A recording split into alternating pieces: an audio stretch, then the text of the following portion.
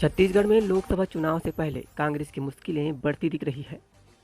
इसके पीछे का खास कारण कांग्रेस पार्टी के अंदर प्रत्याशियों और सदस्यों द्वारा एक दूसरे के ऊपर आरोप प्रत्यारोप करना बताया जा रहा है।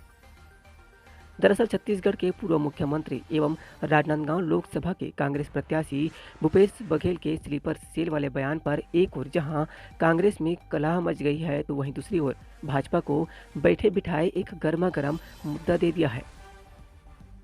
कि ये सारे घटनाक्रम, यदि आप सोमनी की बात करें तो मैंने तो मौका दिया था, उसके बाद उसको प्रचार करने का औचित्य क्या था?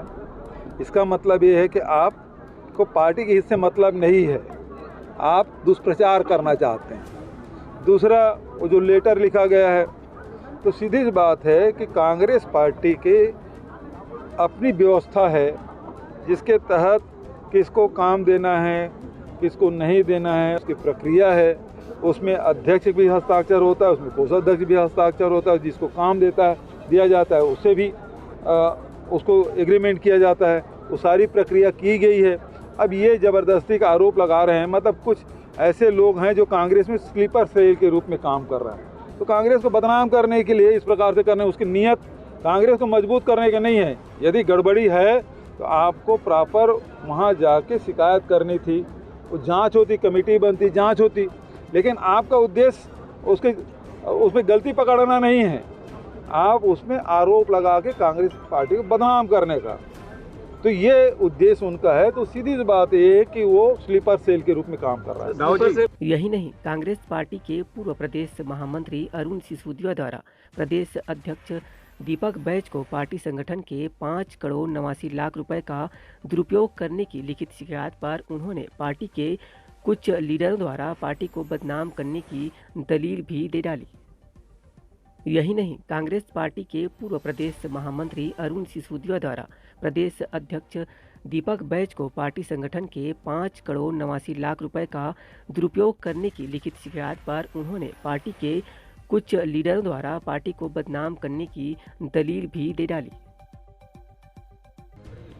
और बस मैं तो हम सब का उद्देश्य ये है कि कांग्रेस पार्टी में सुधार हो, कांग्रेस पार्टी के जो कार्यकर्ताओं की जो पीड़ा है उसको सुनी जानी चाहिए, और कैसे भी करके हम सब इसको सॉर्ट आउट करें और पार्टी अच्छा परफॉर्मेंस प्रदेश में। सुरेंद्र दाऊ मीडिया के सामने अपना बयान रखते हुए भावुक हो उठे और भूपेश बघेल के स्लीपर सेल की संज्ञा वाले बयान पर बहुत ही आहत महसूस करने लगे। मैंने कल भी कहा था, मैं तो कहता हूँ गांव का एक छोटा सा कार्यकर्ता हूँ, मुझको पता नहीं कि स्लीपर सेल होता क्या है, लेकिन थोड़ा सा पिक्चर थोड़ा वो देखते रहता हूँ, मूवी और सुनता हूँ, तो स्लीपर सेल मुझको लगता है एक आतंकवाद का एक रूप है, ऐसा बताते हैं। तो राजनांदगांव की जनता जानती है, राजनांदगांव के कार्यकर्ता जानते हैं कि मैं स्लीपर सेल हूँ या नहीं, लेकिन ये ज़रूर मैं जानता हूँ, हम 5 सालों में देखा है जो छुपे हुए जो लोग इनके हैं, मुझको लगता है स्लीपर सेल की परिभाषा वही। लेकिन आपके माध्यम से फिर ये कह रहा हूँ, मैं वो बहुत बड़े व्यक्ति हैं, मैं एक छोटा सा कार्यकर्ता हूँ। जब हम चुनाव लड़ने आते हैं तो हमको इतना अहंकार नहीं करना चाहिए, अपनी भाषाओं को संयमित रखना चाहिए, अच्छा रखना चाहिए। राजनांदगांव संस्कारधारी है जहाँ आप चुनाव लड़ने आए हैं, तो आपसे मैं निवेदन करना चाहूँगा कि इस टाइप की भाषा का आप उपयोग न करें, वरना राजनांदगांव के जो लोग हैं ना,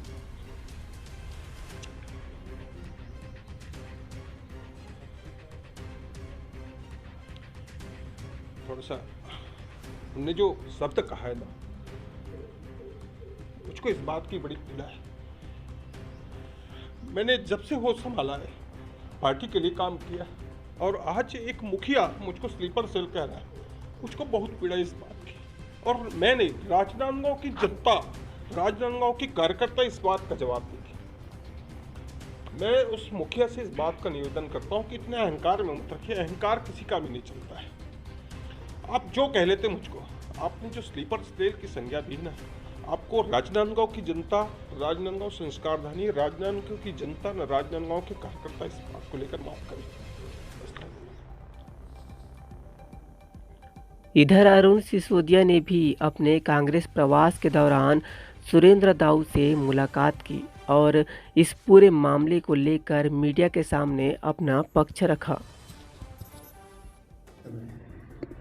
जी सुरेंद्र दाऊ के बाद आपका लेटर बम और आज आप दोनों मिल रहे हैं, क्या कहें? देखिए, सबसे बड़ी बात है कि सुरेंद्र दाऊ एक निष्ठावान और अच्छे कार्यकर्ता हैं और उनके साथ जो बर्ताव हुआ वर्तमान में और उन्होंने बात रखी पूरी सभा के दौरान, वो निसंदेह स्वीकार्य योग्य है। क्योंकि कार्यकर्ता का भाव अगर कोई नेता रखता है तो बड़े नेता को उसका समाधान करना चाहिए, ना कि उसमें व्यवधान पैदा करना चाहिए और न ही किसी तरीके से हल्की टिप्पणी करनी चाहिए।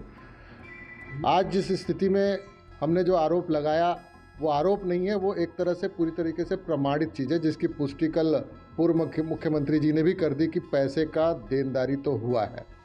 लेकिन उससे महत्वपूर्ण बात है कि जिस कंपनी को पुनर्वसु वर्मा जी की टेसू मीडिया लैब नामक गाजियाबाद की जो कंपनी है उसके एड्रेस की बात आई है, तो वहाँ पे एक अखबार ने बाकायदा छापा है कि वहाँ पे इस नाम का कोई एड्रेस पे कोई कंपनी संचालित नहीं है। तो ये जांच का और कांग्रेस कार्यकर्ताओं के पसीने के पैसे का हिसाब मांगने की जिम्मेदारी हर कार्यकर्ता की है, इसलिए मैंने वो हिसाब मांगा। आज से 1.5-2 महीना पहले ये सारे अखबारों में, बड़े अखबारों में भी छपा था कि इस तरह का एक एग्रीमेंट करके भुगतान किया गया। कल सफाई देने की नौबत आ गई और बड़े बड़े लोग सफाई देने की बात कर रहे हैं कि ये पैसा भुगतान हुआ है, मेरी जानकारी में है या फलाना ठिकाना। लेकिन मैं इसको इस तरह से मानता हूं कि इतनी बड़ी रकम की ज़रूरत ही नहीं थी देने की, क्योंकि मुख्यमंत्री जी का प्रचार पीआरओ के माध्यम से, संवाद के माध्यम से, सरकार के माध्यम से होता था, तो 10 लाख रुपए देने की ज़रूरत नहीं थी। 6 लाख रुपए आईएनसी का होता था, तो उसके लिए हमारे पास मीडिया सेल है, जयवर्धन बिस्सा जी हैं और बहुत सारी टीम है, वो करते हैं, तो वो 6 लाख भी देने की ज़रूरत नहीं थी। और 3 लाख रुपए मोहन मरकाम जी उस समय प्रदेश अध्यक्ष थे, उनके प्रचार के लिए देना पड़ रहा था, तो उसका कोई काम ही नहीं हो रहा था, पैसे दे दिए गए थे। मुझे तो नहीं दिखा एक बार भी, इतने दिन तक मैं महामंत्री 4 साल रहा और इसी राजनांदगांव का प्रभारी रहा। तो आप भी देखेंगे, आप भी मीडिया से जुड़े हुए, कि कहीं भी उस 3 लाख के एवज में कोई काम नहीं दिखा। तो कहने का तात्पर्य है कि ये एक तरह से गैर वाजिब खर्चा करते हुए कांग्रेस संगठन का पैसा अपने मित्रों में बंदरबाट किया गया। भूपेश बघेल का कल आरोप था कि जो जिस प्रकार से आपका नाम आ रहा है, सुरेंद्र दाऊ का या वर्मा जी बिलासपुर का नाम है, ये स्लीपर सेल की तरह काम कर रहे कांग्रेस के लिए। मैं बड़ा इतनी हल्की टिप्पणी से मैं बहुत व्यथित हूँ कि एक पूर्व मुख्यमंत्री को इस तरह के शब्दों का प्रयोग ही नहीं करना चाहिए। और रही बात स्लीपर सेल, तो मैं फौजी आदमियों में स्लीपर सेल नहीं हो सकता। मैं भले सुसाइड बॉम्ब खुद हो सकता हूं, लेकिन स्लीपर सेल नहीं हो सकता, और ना ही सुरेंद्र दाऊ हो सकते हैं।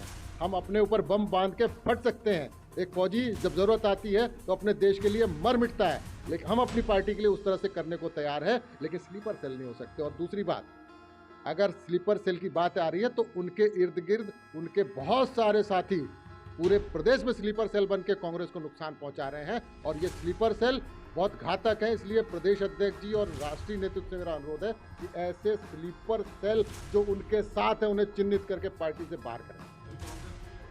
बिल्कुल कांग्रेस में है, कांग्रेस में रहेंगे। एक तरफ जहां लोकसभा चुनाव सर पर है और भूपेश बघेल राजनांदगांव लोकसभा से प्रत्याशी हैं, ऐसे में उनकी ये बयानबाजी कहीं उन पर ही भारी न पड़ जाए। वहीं दूसरी ओर कांग्रेस कार्यकाल में हुए घोटालों का पर्दाफाश उनके ही कार्यकर्ता कर रहे हैं। ऐसे में क्या कांग्रेस चुनाव में जीत का स्वाद चख पाएगी, यह तो आने वाला वक्त ही बताएगा। बहरहाल इस खबर में इतना ही, और भी अपडेट के साथ दोबारा जरूर हाजिर होंगे। तब तक के लिए नमस्कार। होली की आप सभी को हार्दिक शुभकामनाएं। डोंगरगढ़ से चैनल हेड देवेंद्र गोरले की रिपोर्ट।